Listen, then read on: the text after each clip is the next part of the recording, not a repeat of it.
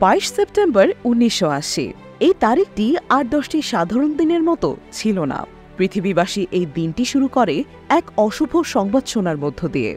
তা হল ইরাকি supreme leader Saddam Hossain ইরানে আক্রমণ করে বসেছেন।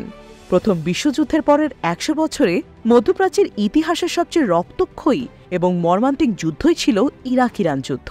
1980 থেকে 1988 সাল পর্যন্ত দুই প্রতিবেশী রাষ্ট্রের মধ্যে চলা এই যুদ্ধ কেড়ে নেয় প্রায় 20 লাখ মানুষের প্রাণ এবং বাস্তুচ্যুত করে আরও 2 লাখ মানুষকে।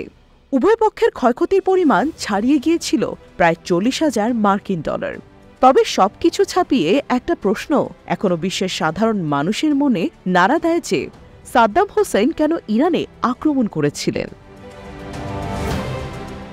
1979 সালে ইরানে ইসলামী বিপ্লব হওয়ার পর ইরাকের এক নায়ক সাদ্দাম হোসেন কোনো প্রকাশ্য ও যুক্তিযুক্ত কারণ ছাড়াই 1980 সালের সেপ্টেম্বরে ইরানে একচেটিয়া আক্রমণ পরিচালনার নির্দেশ দেন।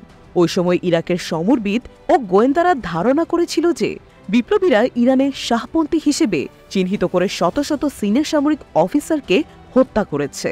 ইরানের গোয়েন্দা নেটওয়ার্ক ছিন্ন বিচ্ছিন্ন হয়ে গেছে। সবচেয়ে বড় কথা, ইসলামী ধাঁচের বিপ্লবের কারণে ইরান তখন বিশ্ব থেকে বিচ্ছিন্ন প্রায়। তেহরানে মার্কিন দূতাবাস দখল করে ইরানি বিপ্লবীদের অবিবেচিত সিদ্ধান্তের ফলশ্রুতিতে সে সময় ইরান শুধু সামরিক নিষেধাজ্ঞার মধ্যেই পড়েনি, প্রায় সব দেশ ইরানের নতুন সরকারকে সন্দেহের চোখে দেখতে শুরু করে।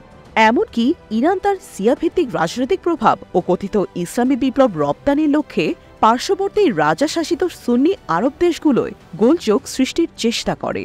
সৌদি আরবে হজের সময় ইরানিরা মিছিল সহকারে বিক্ষোভ করলে সৌদি সরকার সহ অন্যান্য গালফ দেশ আতঙ্কিত হয়ে পড়ে। একই সাথে ইরান সিরিয়ার শিয়া শাসকদের সাথে দ্রুত সম্পর্ক স্থাপন করে লেবাননে তার প্রভাব বলয় বিস্তারের উদ্যোগ নেয়। অনেক দেশ ভাবতে শুরু করে যে ইরান নিজ দেশে বিপ্লবের সুফল জনগণের দুয়ারে পৌঁছানোর পরিবর্তে শিয়াভিত্তিক ইসলামী বিপ্লব রপ্তানি করার চেষ্টা করছে। সব মিলিয়ে মধ্যপ্রাচ্য ও আশেপাশের এলাকায় পরিস্থিতি ঘোলাটে হয়ে ওঠে। স্বৈরশাসক সাদ্দাম হোসেন মনে করতে থাকেন যে ইরানকে আক্রমণ করে পর্যদস্ত করার এটাই সময়। তখন ইরাকের সশস্ত্র বাহিনী ছিল আধুনিক সোভিয়েত সমরাস্ত্রে সজ্জিত। অন্যদিকে মার্কিন নিষেধাজ্ঞায় ইরানের হাতে থাকা সব নেটোর সমরাস্ত্র ব্যাপকভাবে অকার্যকর হয়ে পড়ে। যেহেতু ইরানের প্রায় সব অস্ত্রই ছিল মার্কিন যুক্তরাষ্ট্রের তৈরি, তাই স্পেয়ার পার্টস, গোলা বারুদের অভাবে এসবের বেশিরভাগ পরিচালনা অসম্ভব হয়ে দাঁড়ায়।